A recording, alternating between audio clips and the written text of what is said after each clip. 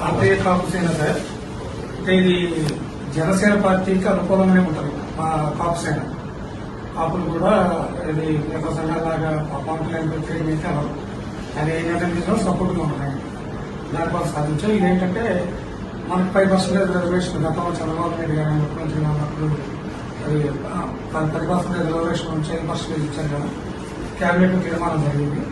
తర్వాత కూటమి గవర్నమెంట్ వచ్చిన తర్వాత జగన్ గవర్నమెంట్ వచ్చిన తర్వాత దాన్ని కేంద్ర పరిధిలో ఉందని దాన్ని ఆపడం జరిగింది కాబట్టి మళ్ళీ ఇప్పుడు కూటమి గవర్నమెంట్ వచ్చింది కాబట్టి చంద్రబాబు నాయుడు గారు పాతనే ఇచ్చిన 5% రిజర్వేషన్ మళ్ళీ కాపులకు ఇవ్వాలని, అదేవిధంగా కాపు కార్పొరేషన్ ద్వారా 2,000 కోట్లు ఎవరికి చేస్తారన్నారు అంటే దాన్ని మళ్ళీ ఇంప్లిమెంట్ చేసి మళ్ళీ 2,000 కోట్లు మాట్లాడారు.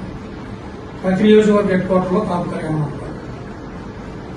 అలాగే విదేశీ విద్య కాపు దాని నిమిత్తం ప్రతి మీరు ప్రజాప్రతినిధులు కాబట్టి మీరు నోటీసులో పెట్టాలి. ధర్నాలు రాస్తారాలు చేయడం వల్ల ఉపయోగం లేదు.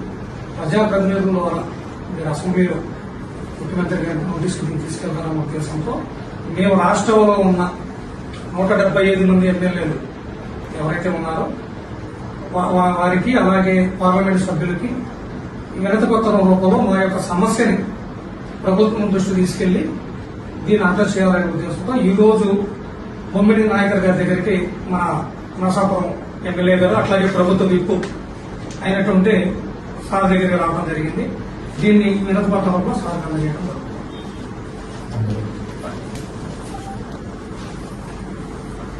మొత్తం పాల్గొన్నారు.